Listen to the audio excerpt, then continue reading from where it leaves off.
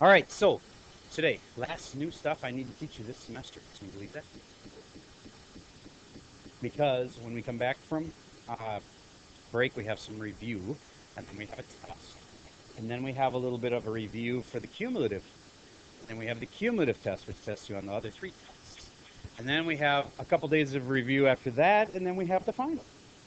So it's pretty much a bunch of tests after this and some review for those tests.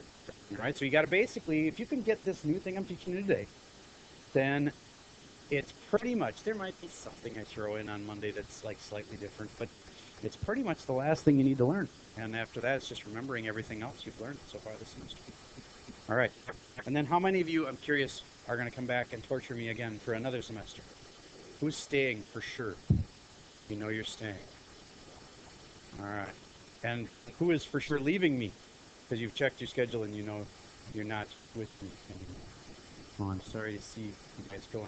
I enjoyed this class a lot. So, and if there is an opening in my hour and you have one the same hour as me, I have no problem with taking any of you back. Okay? But there has to be an opening. I'm not going to like try to add you to a class that's already packed. This class would have an open if it was the way it is right now. Okay. So let's get going. The new stuff. Here is the kind of problem you just did.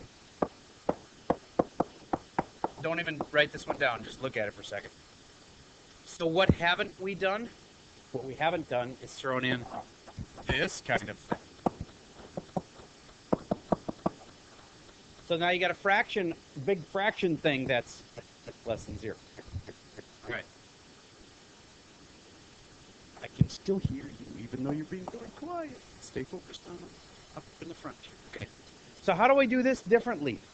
Well, you have to set up a number line still. This is your clue that you need a number line right there. And there's important points on the number line, and there's two kinds of points to look for. Things that would make this whole thing 0, and things that would make it undefined. Undefined meaning it would crash. All right, so things that would make it crash. 3, -7. These are pretty easy ones. Would you get what to do if this had been like a 2 there? Then you'd set 2x plus 7 equal to 0, and you'd solve it. 2x equals -7, x equals -7/2. Okay, so you could still get the answers. They're just more complicated when the numbers aren't so nice. All right, so there's 2 spots here, 3 and -7. I should really put the 3 in. -7, here's a 3. But what about the top? We've never really worried about the top before. Thank you. We've never really worried about the top. So now we have to worry about the top because the top could make this whole thing equal to 0. Is 0 important? Yes, these are all about 0. They only have zeros over here. So if I could do something to this, like put in a -3 and have it make this whole equation 0 on top, then that doesn't even matter what's on the bottom. It'll automatically mean the answer is 0. So the top part can make it 0, and that's important too. These two were things that made it not work anymore. Those are called undefineds. You put a little U above them and an empty spot until you decide if they work or not. But I'll give you a clue. Undefined things will never ever work. All right? Then I go and put these guys, -3, +4. -3 would be about here. +4 would be there. And you put a circle for those.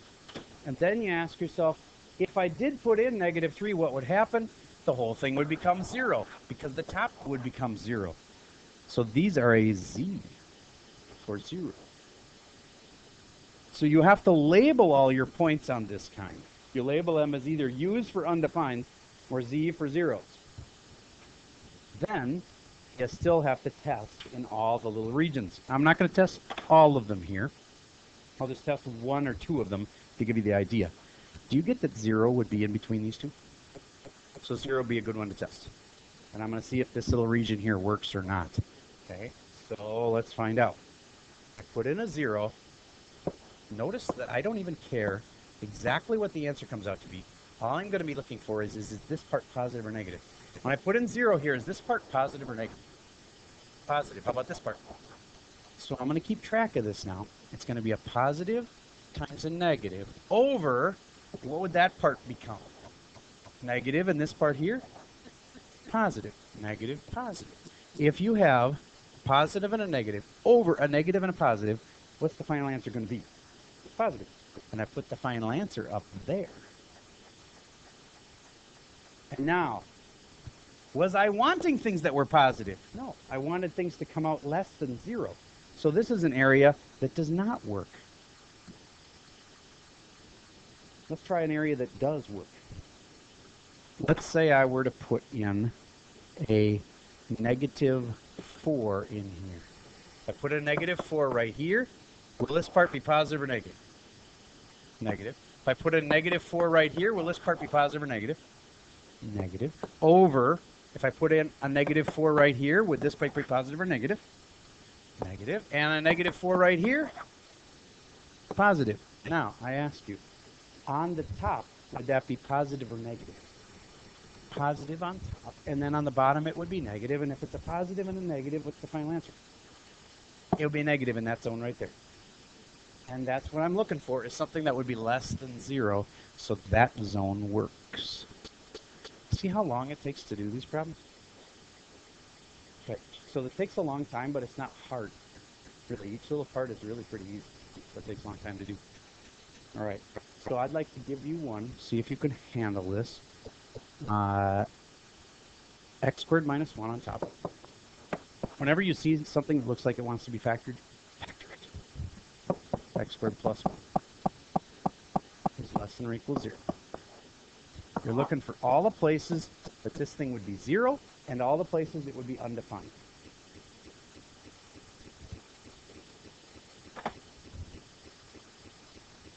Okay, I just went ahead after pausing the video, so I'm just going to explain briefly what I just did there.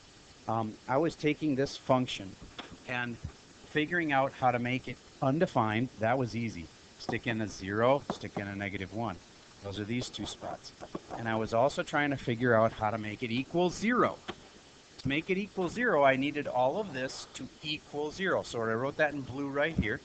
Then I fixed it like we learned how to do by multiplying through by the denominator. And it made this cancel and this cancel. And then it's just like one of those we were just doing last week. And we ended up solving it down to here. And eventually we got x is negative a half. That's the other big important point. And that's a z for a 0. Now we'd have to test each of these intervals. We have to test this zone right here. See if it works in there by testing a number like 1. All right. If I do that, if I put in a 1 right here and here, the answer ends up coming out positive. Is that less than 0? No, so it doesn't work. So I just tested that little region right there by putting in a 1, and I found out it did not work because it came out positive. All right, let's do another one off of your worksheet for today. I think you're going to find they're not too bad. And I'm about to hand them out. You will not need a calculator for these. You wouldn't be allowed to use a calculator on it. Graphing them wouldn't have worked anyways. Well, maybe it would have, but it would have been really complicated. So I'd like you to do a couple of these problems with me. Because I've already done it with you, you may skip number 2. And it seems silly to make you do it all over again after doing it with me in class. So you may skip number 2. Let's go back and do number 1 quick. X minus 1 over x squared minus 4. To me, that's just begging to be factored. So I'm going to do that.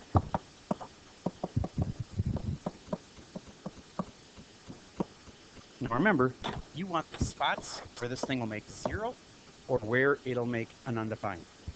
Find those 3 spots. Oftentimes it's 3 spots, sometimes it's 4 spots. Sometimes it's only 2 spots. And put them on your number line. In this case, there are 3 spots.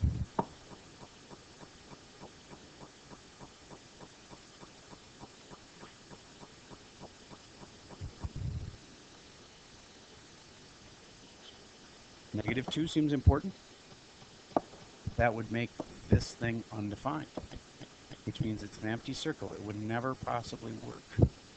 Next is positive 2. This is important. That would make this thing undefined. Not ever works. So don't fill those in. And the last one is 1 is important, because 1 would make the top 0, which means the whole thing would equal 0. Not undefined, but 0. Because 0 on top means your answer is going to be 0. So this part is important. And it says Z for 0. Okay, now this part right here, would 0 actually be good for what they want? They want it to be less than 0. So 0 is not less than 0, so nope, that one stays empty. All right, now we should test some spots. I'm going to test a spot like 3. I'm sticking a 3. First of all, I get to get rid of these numbers, which I tried putting in before. Now I'm going to put in 3. Let's see what I get. I get a positive, or a positive, and positive. Notice I don't even care what the numbers are. Positive, positive, over positive. It's a lot easier than having to actually get real numbers. So this just comes out positive. Next, I'm going to test 1.5. That's this thing here. So I'm going to put a 1.5 in these 3 spots. I got to get rid of this. 1.5, a 1.5, a 1.5. It'll be positive, positive, negative. Positive, positive, and negative. What's that net result going to be? Negative. All right. Then you test like zeros in this little zone. That's one of my favorites because I can look at it quick and just go, oh, that's going to be -1, positive, negative. Negative over positive. What's that mean? And last, I can test -3. That's going to be negative, negative, negative, negative, negative. That's going to be negative. Now, what do we want? We wanted things that were less than 0. So this little zone works, and this zone works. Those are the spots where it was negative. So now I can give my final answer, which is from -infinity up until it's -2. And I should ask myself, at -2, is it going to possibly work? No, it's undefined. So I know that is a parentheses. Union with 1 to 2 doesn't work on either end of that one. Okay. That's how you do it. A lot of little steps. You have this positive and negative little chart thing to keep track of for each little interval. You got to remember to put U's for undefineds and Z's for zeros. Now, let's do one more that's kind of weird together. Look at number 5. A lot of kids get stumped on that just because it looks so different. But it's the same basic thing.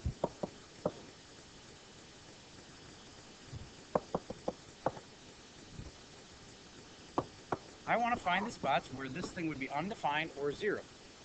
There's no way to make it undefined, is it? Like, there's no fraction, so I can't make the bottom 0, so it can't make it undefined. Is there a way to make it 0? Yes, if I put a 0 here, and what's another way to make it 0? If I put a 2 right there, so 0 and 2 are my 2 important numbers. See, I can't make it undefined, but I can make it 0.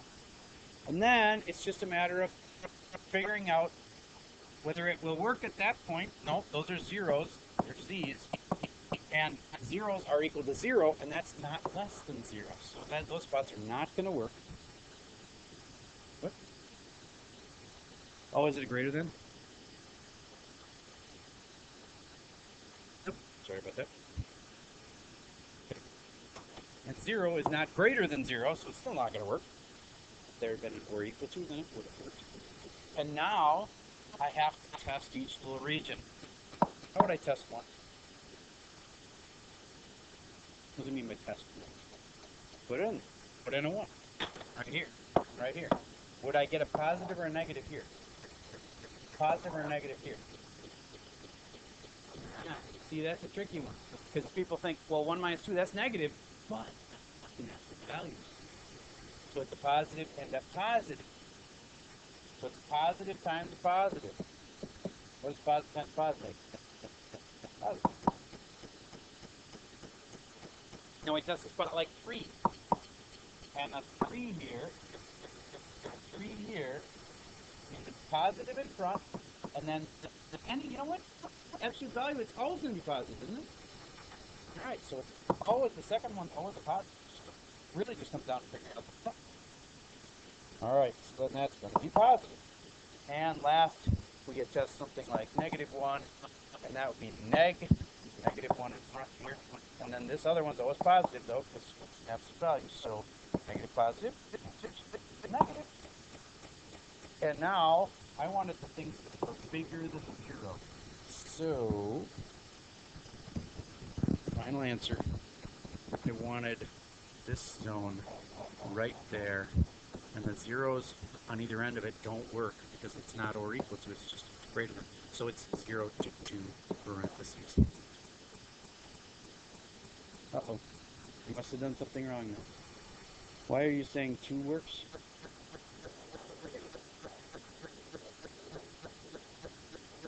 Oh, I get it. Okay, you're saying there's another place that's positive up here, like from here on. Not the 2 itself. But you guys are wrong. 2 doesn't work. But things that are bigger than 2. So sorry about that. 2 to infinity. You are very right. Okay, good. Right? Now, one last kind, and that's the kind where there's a couple fractions being added or subtracted. Look at number 9. Let's do number 9 together, or at least start it together. It's going to be easy to find ways to crash this. 1 over x plus 1. Well, if you put in -1, that one's going to crash. And it's going to be easy to find ways to crash the other part. The hard thing is going to be figuring out how to make this whole thing equal 0. Remember, you're looking for 2 things.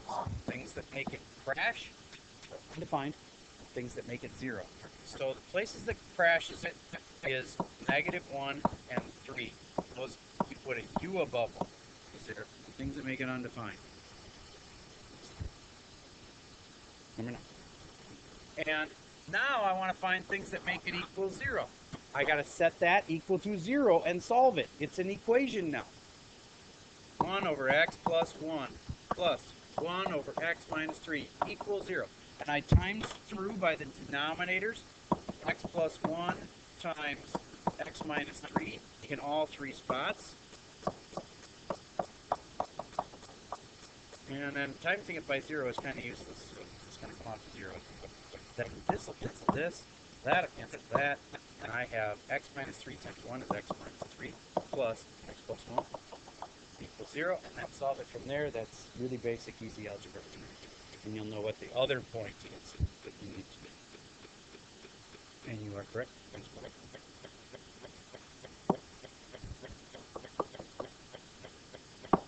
And now, is 1 important? Yeah, it's important. It's important enough to circle it. And is it a 0? Yep, it's a 0, so I put a Z. Does it work? Yes, it does, because it says we're equal to 0. So it would work. Now we just got to figure out whether it works like here to here, or whether it works there to there, or where. So we test those little zones, and I think they can probably handle it. All right. I think that covers everything you could possibly need to know. Makes today just a nice, relatively easy work day. Remember, there's a review on the back. The review is probably the most important part. We're coming up on those cumulative tests that will make a big difference.